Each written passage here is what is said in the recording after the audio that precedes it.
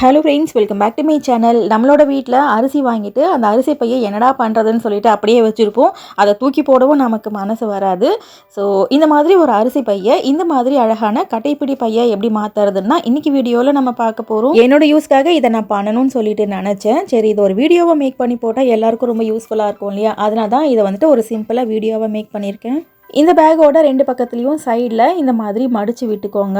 ஒரே ஸ்ட்ரெயிட்டாக இருக்கிற மாதிரி இருக்கும். இது வந்துட்டு ஒரு wire basket tutorial channel. Wire கூடைகள்லாம் எப்படி பின்னுறதுன்னு சொல்லிட்டு வீடியோஸ் போட்டுக்கிட்டு இருக்கேன். ஓகே, இப்போ 2 பக்கத்துலேயும் ஈவனாக இந்த மாதிரி மடித்து விட்டாச்சு. அடுத்து இந்த கட்டைப்பையோட உயரம் எவ்வளோ வேணும்னு பார்த்துக்கோங்க. இதுக்காக நான் பழைய பேக்கே எடுத்து வச்சுருக்கேன். இந்த பழைய பேக்கில் இருக்கிற ஹைட்டே இதுலேயும் நான் வச்சுக்கிறேன். உங்களுக்கு எவ்வளோ ஹைட் வேணுமோ அந்த அளவுக்கு அளந்துக்கோங்க. ஏன்னா இந்த அரிசி பேக் வந்துட்டு ரொம்ப நீளமாக இருக்கும் இல்லையா? ஸோ உங்களுக்கு தேவையான அளவு இந்த மாதிரி மடித்து கட் பண்ணிக்கோங்க. ஓகே, இப்போ கட் பண்ணியாச்சு. அடுத்து ஸ்ட்ராங்கான 2 மூங்கில் குச்சி ஒரே மாதிரி எடுத்து வச்சுக்கோங்க. இது பார்த்திங்கன்னா நான் பழைய கட்டைப்பிடி பேக்கில் இருந்தால் எடுத்து வச்சுருக்கேன். உடன் ஹேண்டில் வச்சு தைக்கிறதுக்காக இப்போ 2 பக்கத்துலேயும் நம்ம கட் பண்ண போகிறோம். ஒன் சைடு 4 இன்ச்சு, இதே மாதிரி இந்த பக்கத்துலேயும் 4 இன்ச்சு மார்க் வச்சுக்கோங்க. இது வந்துட்டு கைப்பிடி பிடிக்கிற இடம். இந்த இடத்துல வந்துட்டு நமக்கு ஓப்பன் வரும். இப்போ மேலேருந்து ஒரு 3 இன்ச்சு இந்த மாதிரி மார்க் பண்ணிக்கோங்க. இதே மாதிரி இந்த பக்கத்துலேயும் ஒரு 3 இன்ச்சு மார்க் பண்ணிக்கோங்க. இது வந்துட்டு சென்டர் ஓப்பன் வர இடம். அந்த ஓப்பன் பார்த்திங்கன்னா ஒரு 3 இன்ச்சு இருந்துச்சுன்னா போதும். இப்போது இதை கட் பண்ணிக்கலாம். பேக்கோட ஃப்ரண்ட் அண்ட் பேக் ரெண்டுத்தையும் ஒன்றா வச்சு கட் பண்ணிக்கோங்க. அப்போ தான் அப் அண்ட் டவுன் வராமல் இருக்கும். இப்போ சென்டரில் கட்டைப்பை பேக் மாதிரியே கட் பண்ணியாச்சு. இப்போ அடுத்து சைட்லேயும் நம்ம கட் பண்ணணும். அப்போ தான் அந்த மூங்கில் குச்சியை வச்சு நம்மளால் தைக்க முடியும். இது பார்க்குறதுக்கு நெஜ கட்டைப்பை மாதிரியும் இருக்கும். சைடில் நம்ம ஸ்டார்டிங்கில் மடித்தோம் பார்த்திங்களா, அந்த மடிப்பில் கரெக்டாக இந்த மாதிரி கட் பண்ணிக்கோங்க. ஒரு 4 இல்லை 4.5 இன்ச்சு இறக்கத்துக்கு இந்த மாதிரி கட் பண்ணிக்கோங்க. கரெக்டாக இருக்கும். ரொம்பவும் கட் பண்ணிடாதீங்க.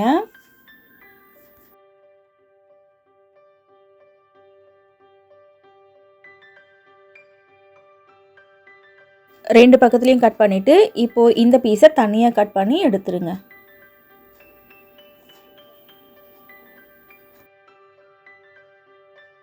இப்போது கட்டைப்பிடி பேக் எப்படி இருக்குமோ அதே மாதிரி சைடில் கட் பண்ணியாச்சு. இதே மாதிரி இன்னொரு பக்கத்தில் கட் பண்ண போகிறோம். ஒன் சைடு எந்த அளவில் கட் பண்ணமோ அதே அளவு எடுத்து கட் பண்ணிக்கோங்க. அப் அண்ட் டவுன் இருக்கக்கூடாது. ஒன் சைடு நம்ம எந்த அளவுக்கு கட் பண்ணணுமோ அதே அளவுக்கு தான் இந்த பக்கத்துலேயும் கட் பண்ணணும். நீங்கள் 4 இன்ச்சு கட் பண்ணாலும் சரி, இல்லை 5 இன்ச்சு கட் பண்ணாலும் சரி, அதே மாதிரி இந்த பக்கத்துலேயும் இருக்கணும். அப் அண்ட் டவுன் இருக்கக்கூடாது.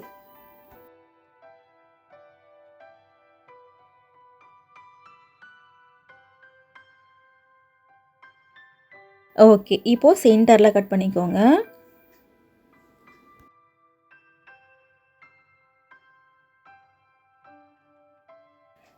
இப்போது கட் பண்ண வேண்டிய வேலையெல்லாம் முடிஞ்சிருச்சு. இப்போது உடன் ஹேண்டில் வச்சு தைக்க வேண்டியது தான். இப்போ பார்க்குறதுக்கு பாருங்கள், கட்டைப்பை பேக் மாதிரியே ஒரு ஷேப் நமக்கு வந்துருச்சு.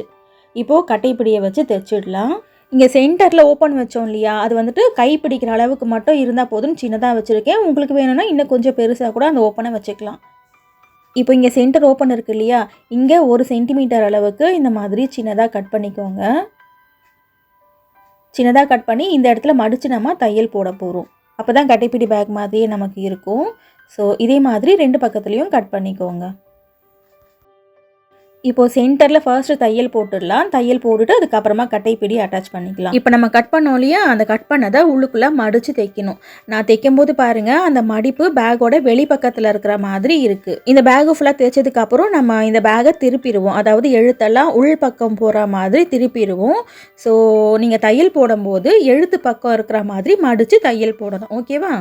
இப்போ ஒன் சைடு தைச்சது போலயே இன்னொரு பக்கத்துலேயும் தைச்சி விட்டுருங்க.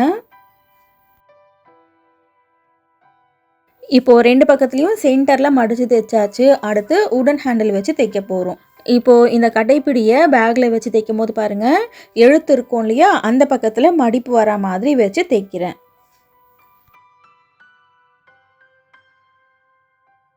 இப்போ இதே மாதிரி கீழ் பக்கத்துலேயும் மடித்து தைச்சிக்கலாம். இதில் நான் ஒரு தையல் மட்டும் தான் போட்டு காமிச்சிருக்கேன். இதே மாதிரி ஒரு 2-3 தையல் போட்டிங்கன்னா நல்லா ஸ்ட்ராங்காக இருக்கும். இந்த பேகுக்கு இந்த உடன் ஹேண்டில் பார்த்திங்கன்னா கரெக்டாக இருக்குது. சப்போஸ் உங்களோட உடன் ஹேண்டில் சின்னதாக இருந்தால் கூட பரவாயில்ல, சைடில் 2 பக்கத்துலேயும் தையல் போட்டுக்கோங்க. அந்த கட்டைப்பிடி வந்துட்டு வெளியே வராமல் இருக்கும். இப்போ 2 பக்கத்துலேயும் கட்டைப்பிடி வச்சு தேய்ச்சிட்டு இப்போ இந்த பேக்கை நேராக திருப்பிக்கலாம். இந்த பேக் ஃபுல்லாக ஒயிட் கலரில் இருந்துச்சுனாக்கா கடையில் வாங்குகிற பேக் மாதிரியே நமக்கு இருக்கும். அவ்வளோதான் ஃப்ரெண்ட்ஸ், இப்போ ரொம்ப ரொம்ப சிம்பிள் மெத்தடில் கட்டைப்பிடி பேக் ரெடி ஆயிடுச்சு. இனிமேல் உங்கள் வீட்டில் அரிசி வாங்கினீங்கன்னா அந்த அரிசி பையை என்ன பண்ணுறதுன்னு சொல்லிட்டு யோசிக்காமல் இந்த மாதிரி சிம்பிளாக கட்டைப்பிடி பேக்காக மாற்றிக்கோங்க. ஒயர் குடைகள்லாம் ரொம்ப ஈஸியாக எப்படி பண்ணுறதுன்னு சொல்லிட்டு நிறைய வீடியோஸ் நம்மளோட சேனலில் இருக்குது. அந்த வீடியோஸையும் நேராக இருக்கும்போது பாருங்கள். வீடியோ பிடிச்சிருந்துச்சுன்னா வீடியோக்கு ஒரு லைக் போடுங்க. தேங்க்ஸ் ஃபார் வாட்சிங்.